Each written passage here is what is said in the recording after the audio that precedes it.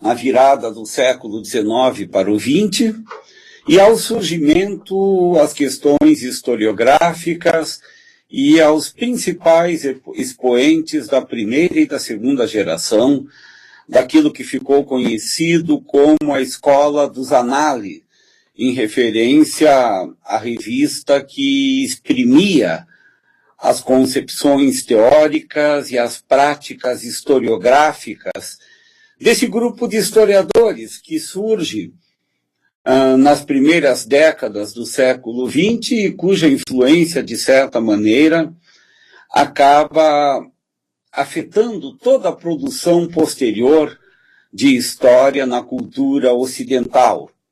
Grupos como a Nova História Cultural, como a Nova Esquerda, New Left inglesa, como os historiadores pós-década de 80 aqui no Brasil, são todos grupos que possuem uma dívida muito grande com esse movimento chamado Annales. Esta unidade, essa terceira unidade da disciplina Teoria da História 3, tem por objetivos, então, tomar contato com o processo de ruptura em relação ao historicismo metódico cientificista na França, também conhecer o processo de criação e as diferentes formas da publicação que nós chamamos genericamente de análise. Outro objetivo é compreender as principais questões teóricas e historiográficas postas na dinâmica da escola de análise. E o último objetivo, enfim, é tomar contato com a trajetória teórica e a produção histórica, ou historiográfica, melhor dizendo, de alguns dos principais historiadores da primeira e da segunda geração dos análises. Para isso, esta seção 3 é dividida em 4 unidades. Esta unidade 3 é dividida em 4 seções. A seção 1 trata de uma forma mais ampla da reação contra a escola metódica. A seção 2 trata do surgimento do grupo que gerou a Escola dos Análises e da própria publicação. A seção 3 trata das questões teórico-historiográficas que eram levadas pelo grupo de Estrasburgo e pela Revista dos Análises. E a seção 4 traz um esboço biográfico, bibliográfico, ou seja, a gente analisa a vida e a produção dos 3 grandes historiadores que compuseram a primeira e a segunda geração dos análises, que foram Lucien Febvre, Marc Bloch e Fernand Braudel. É um percurso interessante que se esclarece, a meu ver, talvez esta unidade 3 seja a unidade de escrita mais fluida de todo o livro da disciplina.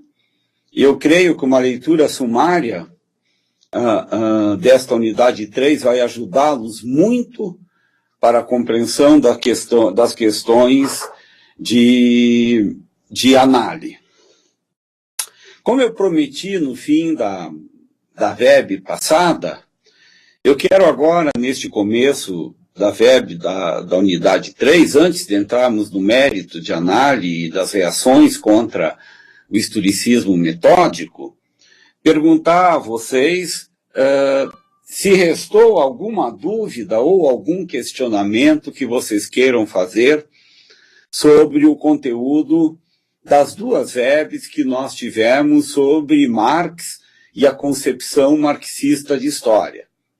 Se alguém teve, por favor, é só digitar a dúvida no nosso bate-papo ali, que eu terei o maior prazer em responder. Se não tiverem, é só digitar um não, que daí eu consigo olhar o número de pessoas e o número de nãos e vejo se toco adiante.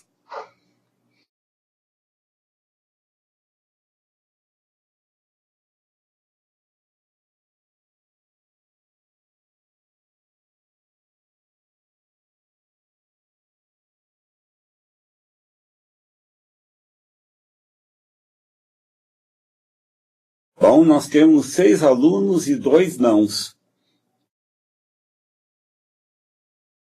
Quer dizer, tirando a Edicleia e a Simone, o resto do pessoal não se manifestou.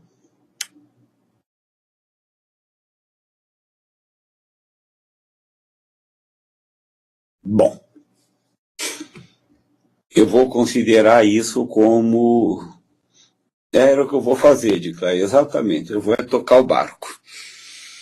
Então, hoje vai ser muito importante vocês lembrarem o que estudaram em Teoria 2. Porque o começo é incompreensível a análise se nós não tivermos como referência as formas pelas quais a história se constituiu enquanto um campo do saber no final do século XVIII e durante todo o século XIX. Para isso, vai ser necessário que eu faça uma breve retrospectiva que eu espero que avive a memória de vocês. Vai ser muito sumário mesmo, porque senão o tempo da nossa web estoura.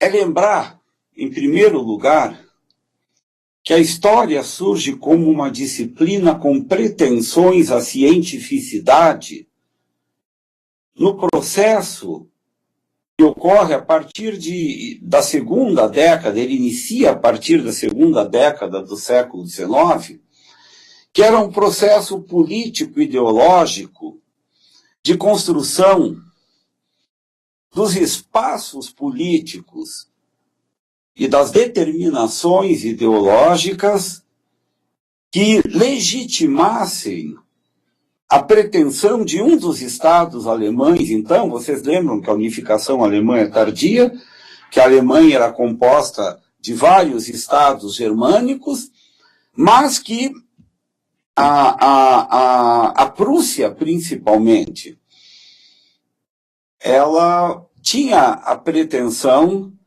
de unificar os estados germânicos em uma só Alemanha. O grande argumento para isso era histórico. Os defensores da unidade alemã defendiam que nos diversos estados germânicos havia um elemento que eles chamavam de Deutschung, em alemão, que a gente pode traduzir por alemanidade ou germanidade, que os tornava expressões distintas de um mesmo grupo étnico, não pensando etnia como raça, que é uma péssima forma de pensar etnia, mas pensando etnia como um grupo cultural que tem elementos que transcendem a mera cultura, a ascendência comum, a cultura, obviamente, comum, a língua comum, que os identifica como partes de uma unidade distinta e que se reconhece na sua distinção em relação às demais. Pode parecer complicado, mas não é. Na verdade, o Deutschum era o que nós chamaríamos para o Brasil de uma brasilidade, que seria o ainda necessário, o ainda em construção, aqui no caso do Brasil, o ainda necessário, ainda em construção, conjuntos de elementos que daria a cada um de nós, brasileiros, a certeza de uma identidade brasileira, de uma brasilidade. Só que isso, no caso da Alemanha, era muito complexo de ser feito, porque os estados alemães, eles tinham elementos que os unificavam, mas tinham elementos bastante fortes de separação, inclusive a luta entre a Bavária e a Alemanha sobre qual seria o estado hegemônico no processo de... perdão, não é Bavária e Alemanha, é Bavária e Prússia, sobre qual seria o Estado germânico hegemônico no processo de unificação. Como é que isso se deu? Além do discurso político da germanidade, e a gente tem que olhar esse discurso político com um pouco de cuidado, porque a cria desse discurso foi o discurso nazista, cerca de um século depois. Havia uma pretensão de legitimação histórica dessa germanidade, desse Deutschum ancestral de todos os estados alemães. E é nesse momento que alguns eruditos alemães, nós chamamos alemães hoje, mas na verdade eram eruditos prussianos, começam a desenvolver de forma sistemática, organizada, uma lógica de pensamento histórico que tinha um objetivo: mostrar que a história era a grande testemunha da ancestralidade germânica de todos os componentes dos diferentes estados autônomos germânicos ou alemães. O primeiro cara que fez isso, foi um nobre prussiano chamado Leopold von Ranke. E o Ranke, ele desenvolve e sistematiza a técnica de recolha e de análise documental, que uns 30 anos, 40 anos depois dele, ia ser transformada por dois franceses, Charles Seinobos, Charles Langlois e Charles Victor Seinobos. Esses dois franceses pegam, aperfeiçoam, sistematizam, criam etapas nesse processo de recolha e de análise documental e criam o famoso método histórico. Mas Ranke não tinha uma pretensão de construir o método histórico em si. Ele tinha a pretensão que o método histórico fosse o suporte para a ação de recolha documental que ele fez. A principal obra de Ranke é uma coisa absurda, de grande, é uma obra chamada Monumenta Germânica, que tenta mostrar, pela coletânea de documentos, que há uma linhagem ininterrupta dos estados alemães do século XIX até os bárbaros, os alamanos, os germânicos, em alguns casos os ostrogodos, que invadiram o Império Romano a partir do quarto século depois de Cristo.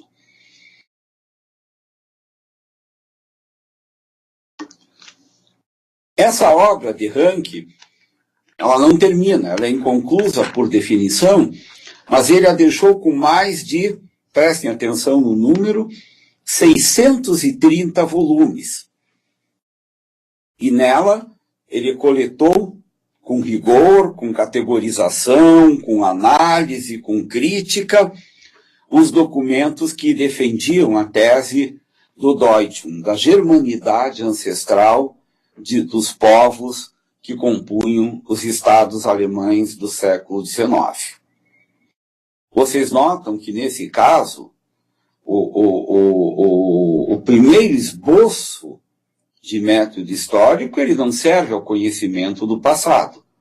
Ele já serve para legitimar uma questão do presente. Mas, para que isso tivesse credibilidade, a gente tem que entender que a metade do século XIX é o século da ciência, são os séculos pós a segunda Revolução Industrial, são os anos pós a segunda Revolução Industrial, nesse momento era necessário um verniz, sabe? Passar um vernizinho em cima de cientificidade nessa busca que se definia, evidentemente, por seu caráter ideológico. E é por isso que o grande axioma do pensamento rankiano e de toda a escola histórica alemã era contar o passado como ele realmente aconteceu. Ou seja, dar ao passado, que no presente é claramente dotado de uma dimensão subjetiva, dar uma dimensão objetiva, concreta ao passado, contando-o, como se isso fosse possível, contando-o exatamente como ele aconteceu. Está claro para vocês o pensamento de Ranke da Escola Histórica Alemã, conforme eu pus agora? É só dar um ok.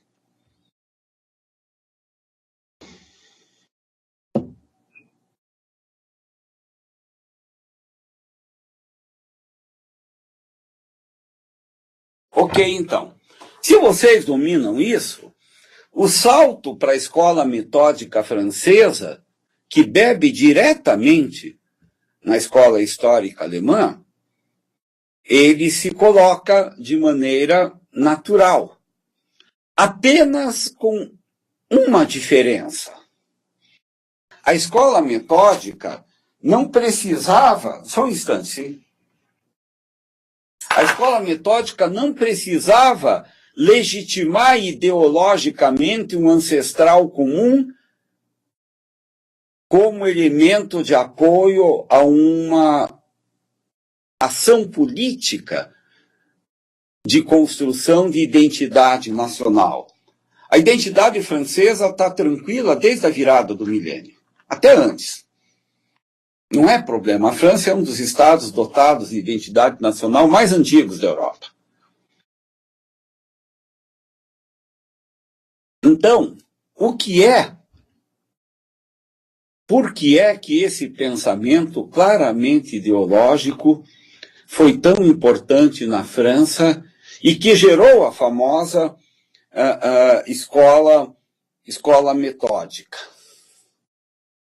A questão central era construir, baseados já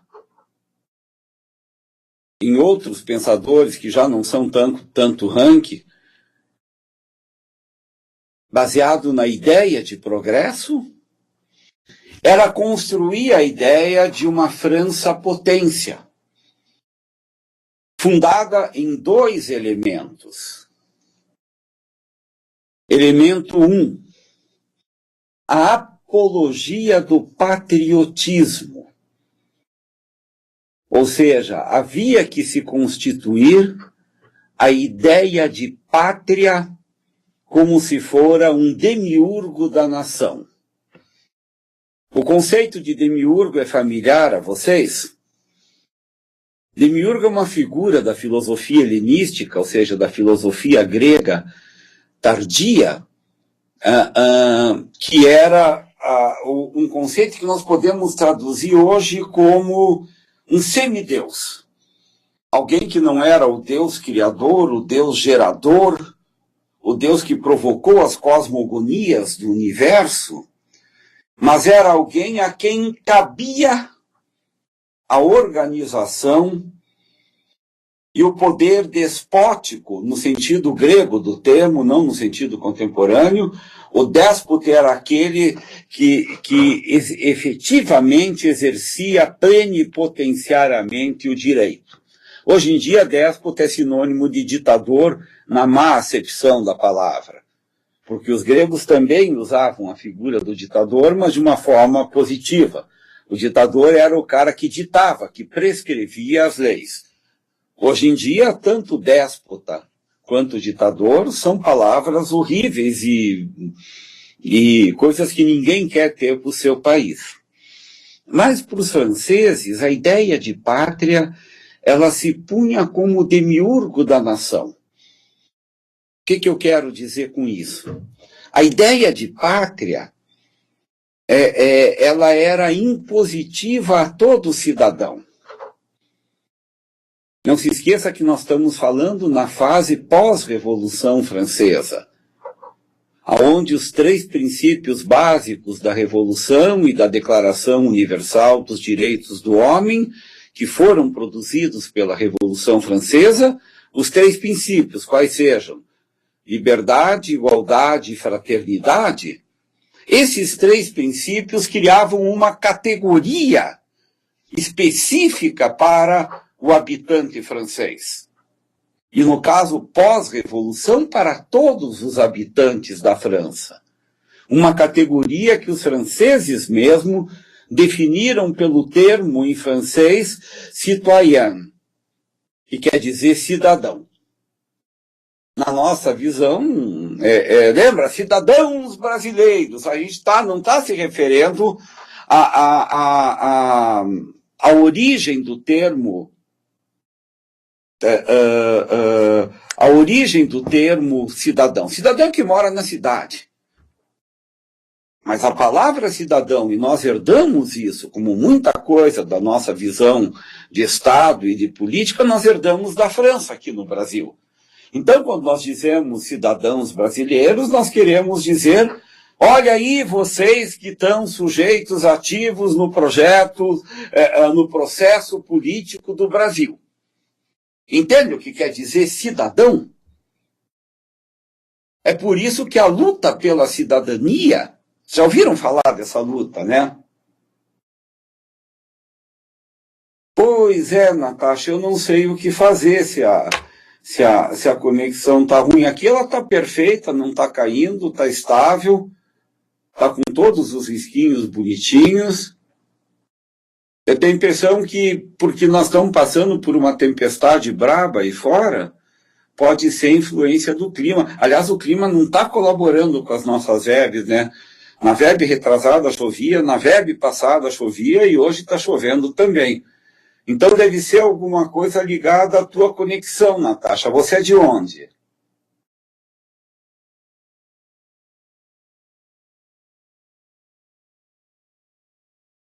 Ah, tá, em Curitiba. Também está chovendo muito. A tecnologia nunca vai superar a natureza, por mais força que a gente faça. Então, vai levando, Natasha, e depois, se você tiver tempo e ficar alguma lacuna importante, para e pergunta. Eu não tenho problema nenhum em voltar e repetir alguma coisa que você não entendeu. Ou depois você assiste a web, mas eu preferia que você dissesse, professor, cortou aqui, eu não consegui entender teu pensamento. Eu paro e repito para você sem problema nenhum, porque eu tenho a impressão que, nesse caso, a repetição é reforço e pode ser útil tanto para você quanto para teus colegas que estão junto conosco. Que, aliás, atrasadinhos vieram um monte e hoje nós novamente estamos com um quórum bom na web. Bom, então eu falava que na França a apropriação cientificista da história também se deveu a razões ideológicas, mas que eram distintas da criação de uma ancestralidade como foi na Alemanha. Na França, eu disse para vocês, elas obedeciam a 2 fatores. E estava discutindo o primeiro, que é o patriotismo. E nesse ponto, a França foi pioneira na introdução escolar da disciplina História. E são geniais, meninos, se vocês tivessem noção do que são os livros escolares da década de 50 até a década de 80 do século XIX na França, são espaços de construção de uma vida política voltada ao serviço da pátria, da mãe pátria, que nós traduzimos em português, mas que em alemão, por exemplo, quer dizer o pai pátria, porque Land é masculino, é Vaterland, e em francês e em português é a mãe pátria. Mas a mãe pátria era o demiurgo que pairava sobre a sociedade e que justificava, porque o governo era a encarnação concreta da mãe pátria, a encarnação material da mãe pátria, justificava praticamente todas as ações do governo, porque elas eram feitas por amor e em nome da pátria. Tá? E a população, aos cidadãos, lembre-se que eu fiz esse breve histórico sobre o fato de que o francês pensava que cada habitante era um habitante politicamente ativo e que, portanto, era um cidadão, um citoyen, tá? E que os cidadãos, a eles cabia, em primeiro lugar, eleger um governo e, em segundo lugar, reconhecer naquele governo a encarnação concreta do ideal da pátria e servi-lo acriticamente. Ou seja, contestar, denunciar, não eram coisas patrióticas. Tá? E o que foi usado para isso? Foi usado exatamente o mesmo recurso que a escola histórica alemã usou na configuração da Alemanha sob a hegemonia da Prússia. Uma história feita com documentos, que eram documentos da pátria, porque eram emitidos pelo Estado, que era a encarnação da pátria, e esses documentos falavam sobre o grande passado, desde os celtas, desde os gauleses, que eram os pais da pátria francesa, numa linhagem ininterrupta até os governos da segunda metade. Essa era a primeira grande utilização da escola metódica na França. A segunda grande utilização era uma derivada desta primeira, que era a legitimação das pretensões francesas a ser uma potência colonial. Na época, vocês já estudaram, certamente, em contemporânea, a expansão colonial das nações, a expansão colonial moderna das nações, principalmente o imperialismo inglês, e a desigualdade de forças acabou sufocando um pouco as pretensões colonialistas, e por que não dizer imperialistas, da França, da Itália, da Espanha, da própria Alemanha depois da unificação. Então, o segundo ponto era a legitimação e a naturalização histórica das pretensões colonialistas e imperialistas da França, principalmente sobre o norte da África, onde elas se concentraram, à exceção da Indochina, que era na Indonésia. Tá? Até aqui está claro isso, queridos, o porquê que surge a escola metódica e por que a cientificidade da história pregada pela escola metódica, da mesma forma que em relação à Alemanha, também servia ideologicamente a legitimação dos governos e a expansão colonialista da França. Se isso está claro, dá um ok. Se não está claro, faça a pergunta com a dúvida que você tem.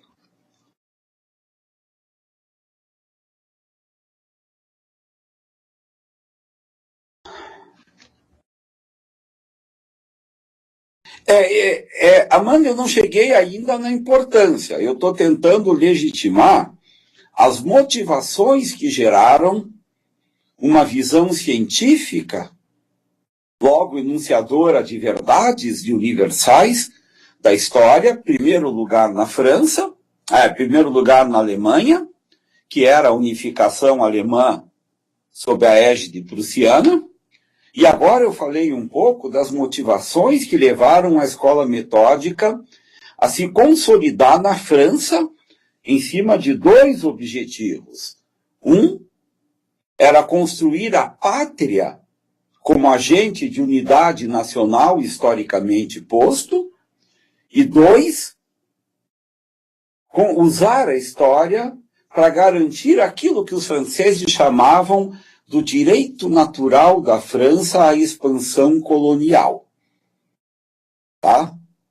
A escola metódica é importante porque ela define, junto com a escola histórica alemã, elas sempre atuam juntas nos seus objetivos, é muito próximo sempre, ela define a importância do documento para o estudo da história. Embora o documento seja algo que, na minha modesta opinião, é manipulado tanto pela escola histórica alemã quanto pela escola metódica francesa, as regras de tratamento do documento, lembra, vocês tiveram isso em Teoria 2, a heurística, as operações de crítica externa, as operações de crítica interna do documento e a própria síntese documental davam, o resultado dessa operação era o fato histórico, davam à história factual uma autoridade que se pretendia, naquela época, científica. O momento onde isso se consolida, eu ia entrar exatamente, Amanda, nessa frase. No momento em que isso se consolida na França da segunda metade do século XIX, é num livro feito por dois professores de Paris, eu já falei o nome dele, o Charles Langlois e o Charles Victor Senhobot. O nome do livro era Introdução aos Estudos Históricos, onde eles definiam e particularizavam aquilo que eles próprios chamavam de as operações do método histórico. E eles partiam de um pressuposto, a escola metódica, que em francês era um axioma, né, um aforismo que dizia pas de document, pas d'histoire. Ou seja, sem documento não existe história. E daí vinha a pergunta básica, o que é documento? O Langlois e o Senhobot definiam documento como os objetos escritos, emitidos e com a autoridade do governo governamental, ou seja, com a autoridade do poder do governo do Estado. Ao você entender a complexidade disso, mesmo os documentos pessoais de alguns que estavam envolvidos no aparelho de Estado. Napoleão, vamos pegar Napoleão, Napoleão é bom para isso. Uma carta pessoal de Napoleão com a Josefina era um documento de Estado e, portanto, se podia fazer história sobre isso. Agora, se o cozinheiro de Napoleão mandasse uma carta para a esposa dele, ele não tinha a chancela de Estado. Era um documento de um cidadão comum e, portanto, ele não tinha o peso histórico da carta de Napoleão. Conseguiu entender a diferença? Pas de document, pas d'histoire, ou seja, sem documento não há uma história legítima, porque nas motivações que geram a escola metódica, o Estado é o ente principal da sociedade. O Estado é a encarnação da pátria e o Estado é o agente colonial que dá à França o status de potência. Portanto, a história existe para legitimar o quê? O Estado. Tanto que é na França que surge a distinção entre história e pré-história, que muita gente pensa que é a diferença entre os povos com escrita e os povos sem escrita, e isso não é verdade. É a diferença entre os povos com Estado e os povos sem Estado. Porque a escrita se afirma na história da humanidade, principalmente no campo ou religioso ou político. Normalmente, na antiguidade, o religioso e o político eram imbricados e não separados. Para que eu estou recuperando mais da metade do conteúdo de Teoria 2 com vocês até agora? Para vocês entenderem em que nível se deu a reação a isso. As limitações disso, o professor de Teoria 2 deve ter trabalhado com vocês já.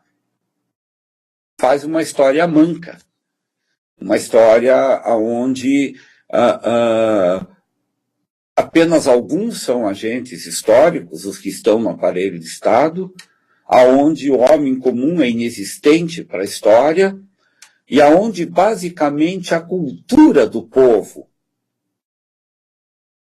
é posta de maneira subsidiária à ação política do aparelho governamental. Isso ficou claro para vocês até aqui, queridos?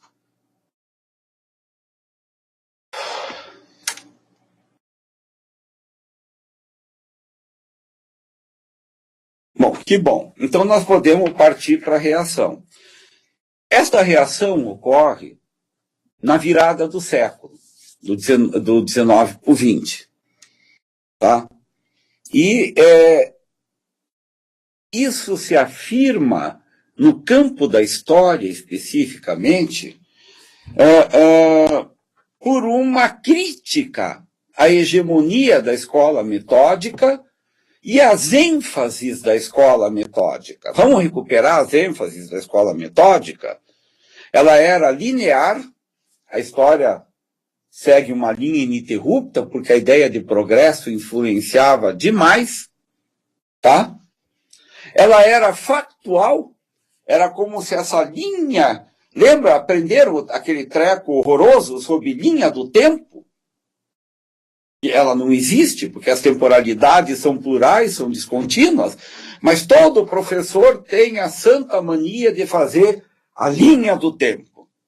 Acho que todos vocês já ouviram. Se alguém não ouviu, por favor, diga, eu não ouvi falar sobre isso. Não existe linha do tempo. Existe linha do calendário. Só que o calendário não é o tempo. O calendário é a fita métrica do tempo.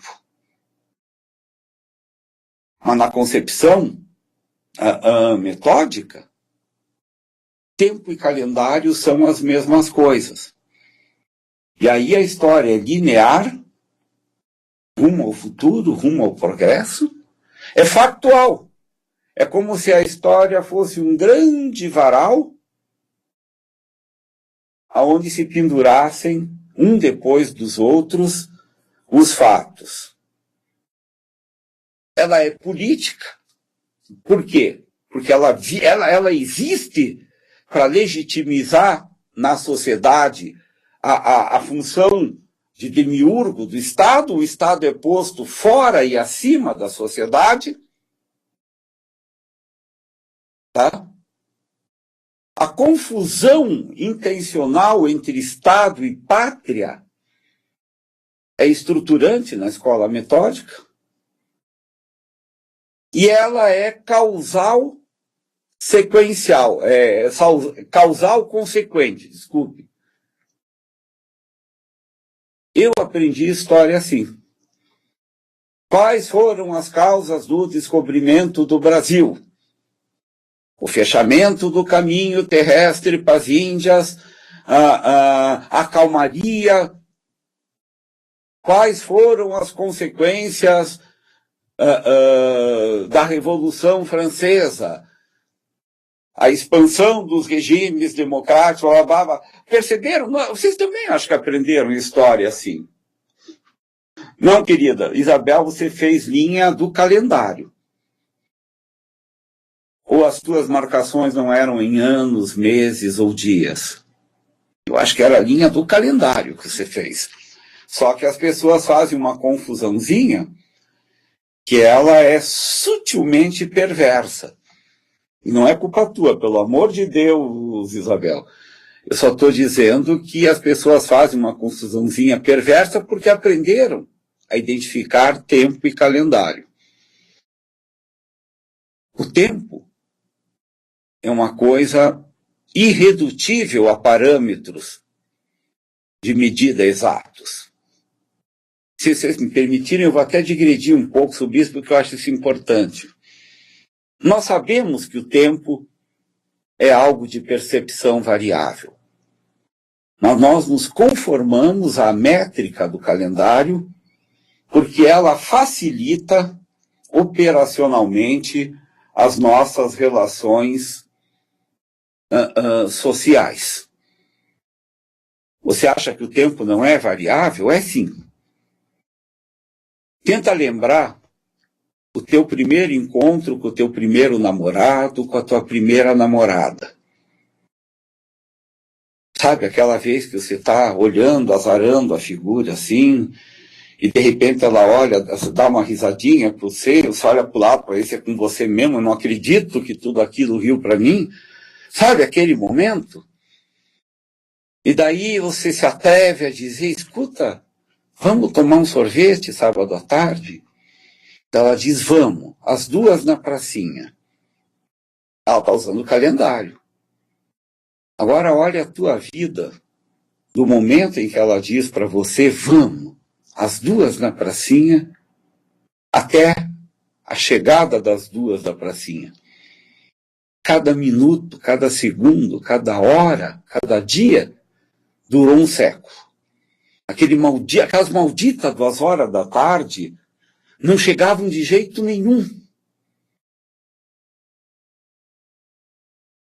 Parecia que o tempo que dura, cada minuto de 60 segundos, cada hora de 60 minutos, cada dia de 24 horas, parecia que durava um século de 100 séculos cada um. Mas daí, finalmente, quando já está desesperado porque as 2 horas não chegam as 2 horas e você vai lá. E você toma o sorvete e você vê que você tem um monte de afinidade com aquela menina. Ela diz para você, tudo bem, a gente vai poder conversar até as 4, porque a mãe quer que eu esteja às 5 em casa. A terceira palavra que você diz para ela são 5 para 5. O tempo simplesmente voou. Ou eu estou falando bobagem aqui?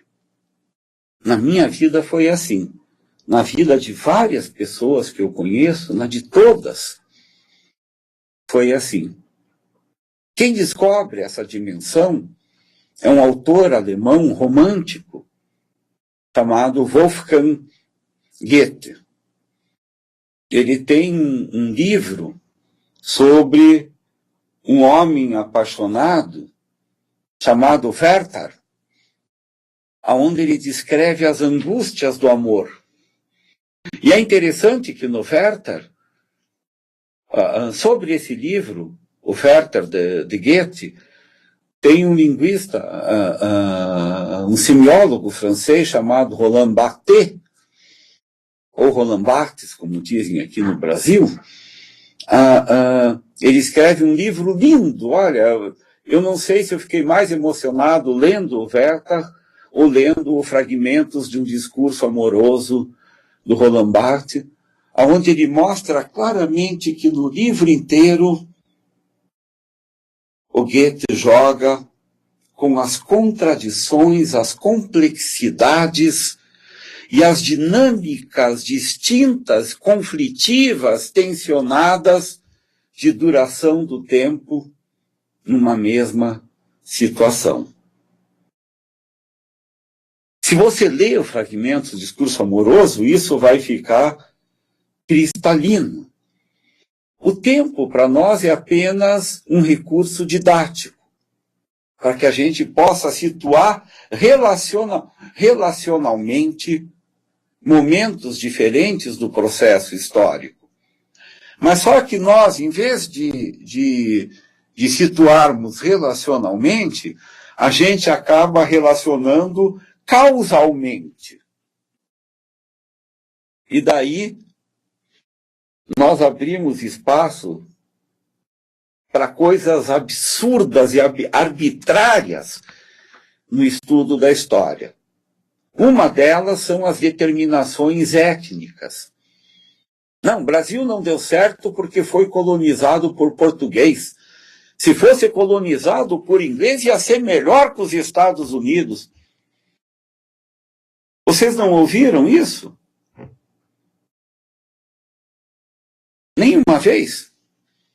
E se o Brasil tivesse sido colonizado por ingleses, ia ser melhor que os Estados Unidos? Porque a causa do fracasso, do atraso, da corrupção, enfim, de tudo do Brasil, é a culpa do português. E daí nós ridicularizamos o português. O português é um estúpido, um burro, porque ele não soube colonizar o Brasil, ao passo que os ingleses colonizaram os Estados Unidos e deu aquela potência. Cara, os ingleses colonizaram 90% da África. Ou vai dizer que a África, qualquer país, Angola, Moçambique, Congo, qualquer país desses deu certo? Deu tão errado quanto o Brasil. O problema não é quem coloniza, é como coloniza.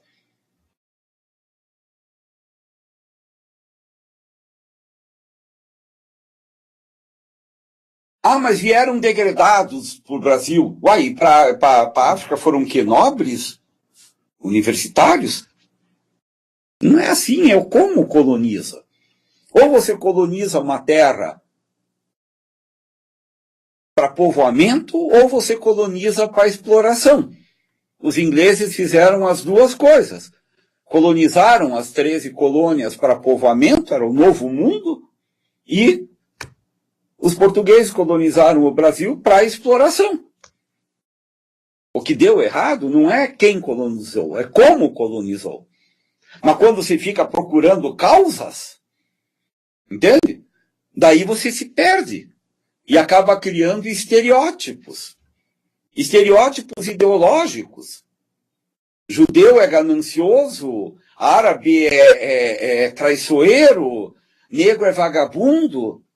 Ou vai dizer que vocês nunca ouviram isso no senso comum? Pomba, sabe por que acham que negro é vagabundo? Porque negro fazia corpo mole no trabalho escravo. Me diga uma coisa, você ia fazer trabalho se fosse escravo feliz ou ia fazer corpo mole? Cara, eu se pudesse não trabalhava um dia como escravo. E a gente fica refém dessas coisas porque os vícios do método, o nome disso é vício metódico, os vícios do método acabam nos escravizando. E a gente deixa que a parte boa do método, que é o pensar com rigor, pensar por categoria, pensar de forma lógica e coerente, essa a gente deixa de lado. A gente pega os estereótipos e faz uma festa de estereótipos.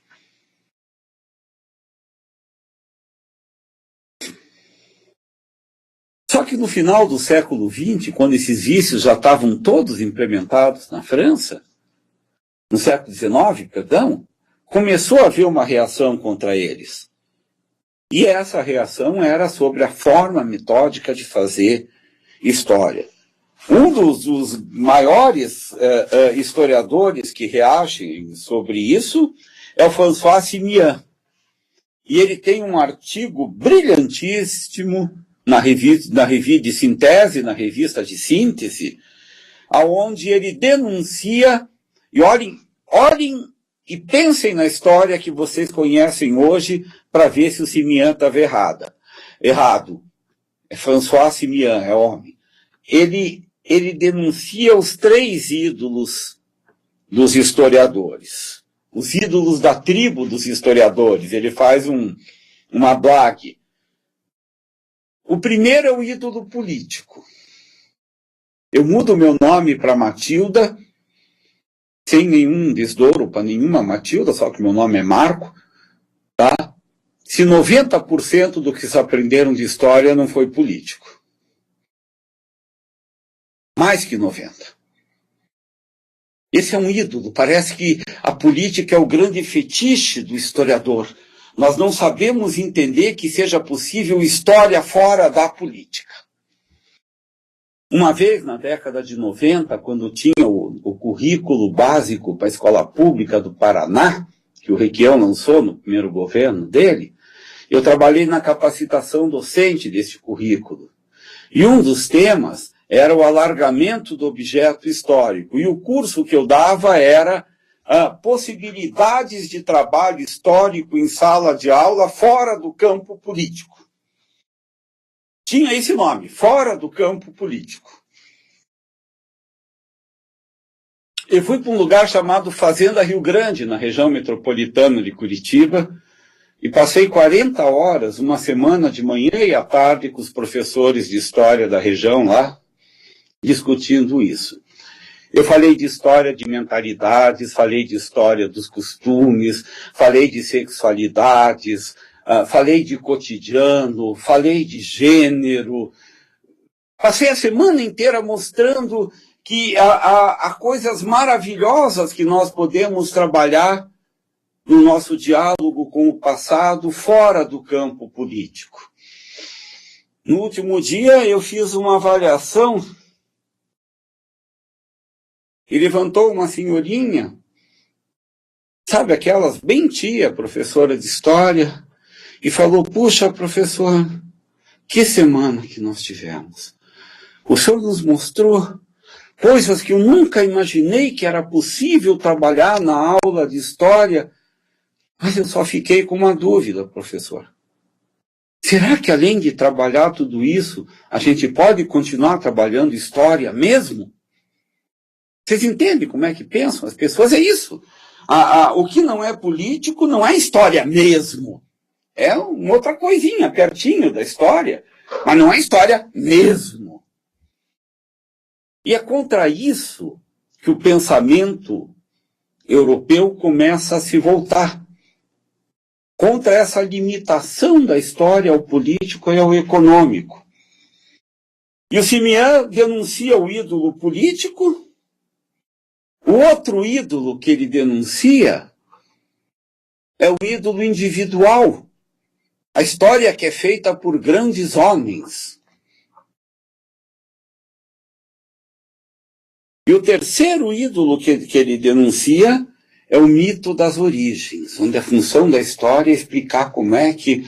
Bom, se vocês moram em cidades diferentes de Ponta Grossa, talvez vocês não entendam por que uma lenda urbana, que é a história das pombinhas em Ponta Grossa, é ensinada nas escolas do município até hoje como verdade histórica. Porque precisa ter uma cosmogonia. O pioneiro que veio, que sofreu, que é o mito das origens. E sabe o que é triste? Eu tenho certeza que alguns desses ídolos vocês já reverenciaram, ou os professores de vocês já reverenciaram em algum dia. E contra essa visão começam a se levantar grupos de intelectuais, não apenas historiadores. O principal canal deles é a Revue de Synthèse, que foi fundada por um sociólogo, Henri Ber, e eles começam a discutir como escapar da armadilha que a história havia colocado para as ciências do homem como um todo e transformá-las não no estudo do homem, mas no estudo do Estado e dos homens que o ocupam. A ideia de fato é uma ideia terrível, porque normalmente ela carrega dentro dele os três ídolos, dentro dela os três ídolos. Vamos pegar o fato fundador do Brasil. Pedro Álvares Cabral descobriu o Brasil em 22 de abril de 1500. Tem a data da origem, tem o ato, o feito político, que agia em nome do rei de Portugal, e tinha o cara que fez. Eu não vou nem discutir o que é descobrir ou não descobrir, isso é uma questão semântica tola, mas isso criou um Brasil do nada. Esquecemos que moravam no Brasil alguns milhões de índios na época em que Cabral chegou. E que hoje não mora nem um décimo, menos de um décimo dos índios que moravam, e nenhum deles mora. Todos eles são confinados em reservas. E essa luta, que começa com caras como Simeão, que passa para a revista, ela chega nessa discussão na história, mesmo na França, numa universidade periférica, na Universidade de Estrasburgo. Vocês sabem o que é Estrasburgo? Estrasburgo é a capital da Lorena. Como que é a capital da Lorena, que é um departamento, um estado francês, se o nome é alemão? Porque no século XIX, 8 vezes a Lorena foi Alsácia, um departamento alemão. E Lorena, um departamento francês. Era uma região de identidade em permanente disputa, porque, como é na fronteira da França com a Alemanha, era a primeira que ia para o brejo quando a Alemanha e os estados alemães e a França entravam em guerra. É nesse canto lá, que na França é o fim do mundo. O pessoal da Lorena é considerado menos francês pelos franceses, assim como o pessoal da Alsácia é considerado menos alemão pelos alemães, que surgiu a grande reação. E essa reação surgiu entre basicamente dois professores que começaram a sistematizar esse pensamento, que foram Lucien Febvre e Marc Bloch. E eles, já na década de 20, articulam em torno deles um grupo interdisciplinar e lançam uma revista, cujo primeiro nome era Análise d'Histoire Économique et Sociale, que quer dizer Anais de História Econômica e Social.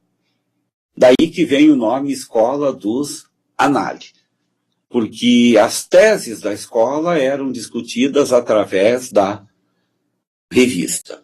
A revista mudou de nome várias vezes, até que no pós-Segunda Guerra Mundial ela teve o nome definitivo de Anais, Economias, Sociedades e Civilizações. Tá?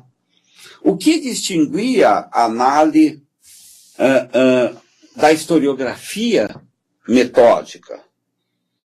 Tá?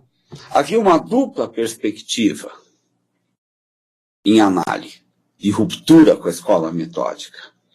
A primeira era eliminar o espírito de especialidade, de especialização e promover a inter e a pluridisciplinariedade. O horizonte de Marc Bloch, de Lucien Febvre, de Vidal de Labranche, que é um geógrafo maravilhoso, de vários outros, não era você fatiar o conhecimento do homem vivendo em sociedade em especialidades, como acabou sendo feito. ciências sociais, filosofia, história, geografia, linguística, psicologia, economia e mais outras. Eles buscavam um conhecimento integrado do que era esse homem vivendo em sociedade nos diversos momentos, nos diversos aspectos da sua vivência. Tá? Assim, em primeiro lugar, a primeira característica era a interdisciplinariedade. Em segundo lugar, era construir espaços de pesquisa acadêmica para essa ação. E rapidamente a Análise conseguiu essas duas coisas. Tá? E a Análise acabou se confrontando rapidamente, em coisa de 20, 25 anos, com a segunda geração de Análise, cujo principal expoente é o Fernand Braudel. Ela acabou configurando uma hegemonia que se consolidou de vez com a terceira geração de Análise, que vocês vão estudar na unidade 4 e mais detidamente em Teoria da História 4 também. Tá? Então, a Análise, ela se cria como uma história de combate. Isso é importante vocês perceberem. O que é uma história de combate? É uma história de confronto com outras posições teóricas, outras posições metodológicas, pela hegemonia no campo do fazer histórico. E é interessante que esse confronto, embora o começo do século XX tenha sido o momento da Revolução Russa e de uma ascensão do marxismo do pensamento europeu, a Análise nunca confrontou o pensamento marxista da mesma forma que confrontou o pensamento cientificista, a escola metódica. A quarta seção desta unidade, ela traça um perfil de como isso foi feito, contando a vida de Lucien Febvre, de Marc Bloch e de Fernand Braudel, e analisando alguns dos livros importantes que eles publicaram. Sobre a escola de Análise, eu queria dizer isso para vocês. Alguém tem alguma outra dúvida complementar que queira discutir comigo nesse momento? A hora é agora.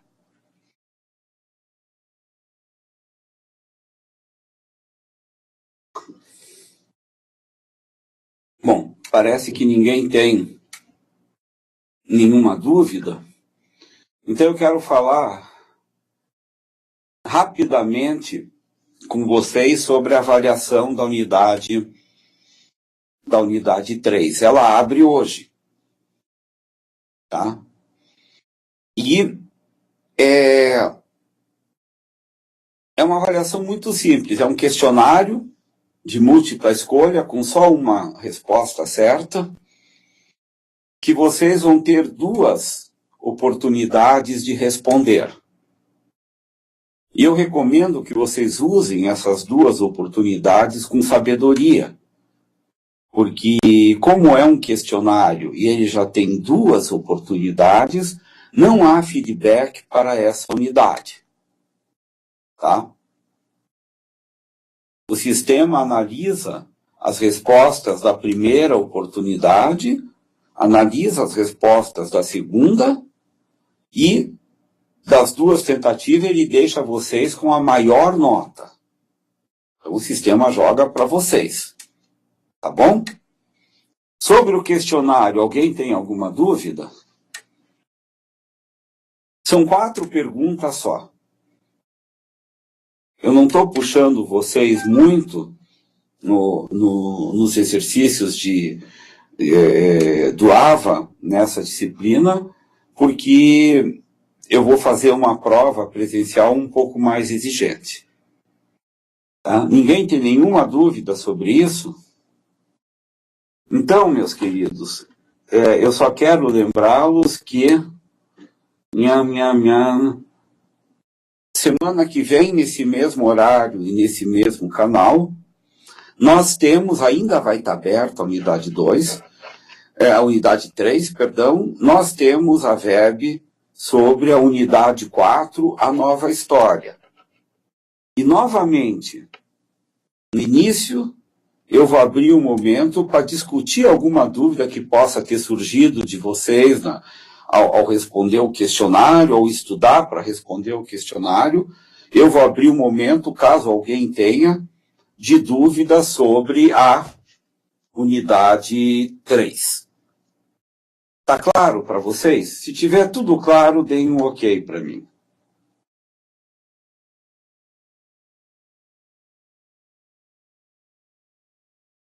Tá ok, então, queridos. Eu espero ter conseguido... eu não sou dos professores que fica lendo o livro na VEB. Eu acho isso um desperdício. Vocês todos são alfabetizados. Eu acho que o papel do formador é dar aquilo que os americanos chamam de background, o pano de fundo, aonde o conteúdo da unidade se insere. É por isso que eu levei mais tempo na VEB de hoje, falando sobre a emergência da cientificidade em história na Europa do século XIX, do que sobre a resistência. A resistência está bem posta no livro, uma leitura sumária resolve isso para vocês. Da mesma forma, eu vou tratar a unidade 4 na semana que vem. Se não há nenhuma dúvida, se está tudo ok, só me resta de novo agradecer vocês pela presença, pela paciência. Está sendo uma VEB em cima da outra, mas eu antes era contra a VEB, agora eu estou achando que elas têm um papel importante, sabe? Então eu tô gostando muito de vocês estarem. Novamente, meus parabéns. Os comentários foram todos muito pertinentes, todos muito inteligentes, e está sendo, eu repito, e não há hipocrisia nisso, está sendo um prazer, mesmo no momento difícil que eu estou atravessando de saúde agora, está sendo um prazer trabalhar com vocês essas semanas em Teoria 3. Tenham todos, queridos, uma boa noite, fiquem em paz, até a semana que vem, e Deus abençoe a todos. Tchau.